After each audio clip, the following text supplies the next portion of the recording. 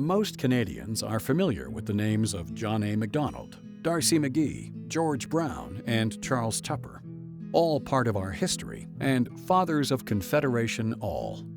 But there were others too, and we'd like you to meet our father of Confederation, Cobourg's James Cockburn. James was born in 1819 in England's Northumberland County.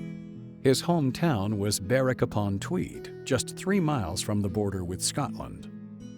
When James was 13, his merchant father decided to sail with his family to a new life in the colonies.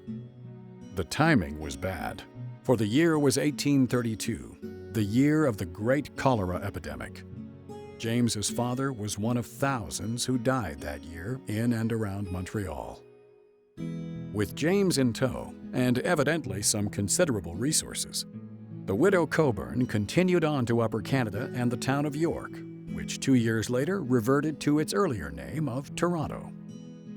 This was a good time for a gifted young man to be in York. Upper Canada College had just opened its doors, and James Cockburn became one of its earliest students. He then moved on to Osgoode Hall, newly built to train budding lawyers. While there, James must have struck up a friendship with a student from the town of Cobourg, D'Arcy Bolton, who later served 2 terms as Cobourg's mayor. After being admitted to the bar in 1846, Cockburn moved to Cobourg and joined Bolton in legal practice there. Like most lawyers of the day, Cockburn tried his hands at many things, including real estate speculator, insurance salesman, and mortgage agent. Not all of his ventures were profitable, but we can hope that things were looking up in 1854 when he married Isabella Susan Patterson. Unfortunately, there seem to be no pictures remaining of Isabella. It was about this time that Cockburn turned his attention to politics. While he may not have been successful in business, he impressed enough citizens that he was elected to the town council for 3 terms and took a leadership role in the completion of Victoria Hall. He next plunged into provincial politics, and in 1861 was elected to represent the riding of West Northumberland in the Legislative Assembly of the Province of Canada, which then met in Quebec City. Though elected as an independent, Cockburn soon emerged as a supporter of the Cartier-Macdonald coalition known as the Liberal Conservatives. In 1862, back in Cobourg, things took a decided turn for the worse as Isabella died, leaving Cockburn a widower with 3 young children to provide for. Business ventures and the legal practice were not getting the attention they deserved.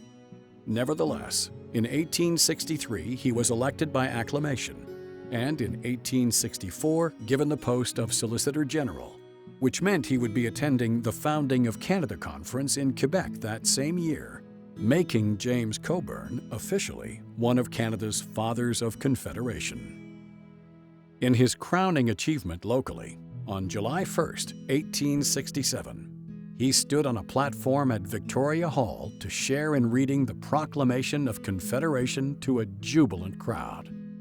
Not being more than 6 months after the passing of this act, the provinces of Canada, Nova Scotia, and New Brunswick shall form and be one dominion under the name of Canada. Cockburn was elected as the first Speaker of the Canadian House of Commons and re-elected unanimously in 1872. The next year, the Macdonald Conservative government was defeated and Cockburn lost his seat. It was 5 years before he was elected again. Back home, business continued to flounder, and Cockburn confided in a friend, "I have come to grief and have been made to feel very poor and very penniless. I am trying to work up my professional practice again, but it needs time, and time, though it may heal, will also kill." Cockburn did not run for office again, but in 1881 he was appointed Commissioner to codify the Dominion Statutes, a task which he continued as long as his health allowed. He died in 1883 in Ottawa and is buried in the cemetery of St. James Cathedral, Toronto. The James Cockburn Society summarizes his life this way: a strong nationalist who was dedicated to Confederation, Cockburn was one of a team of people who formed Canada. While some people may have stood above the crowd, each person made a contribution. He is our Father of Confederation, and his service to the new country as Speaker of the House of Commons makes him an important figure in Canadian history. He served Parliament in a fair and dignified manner.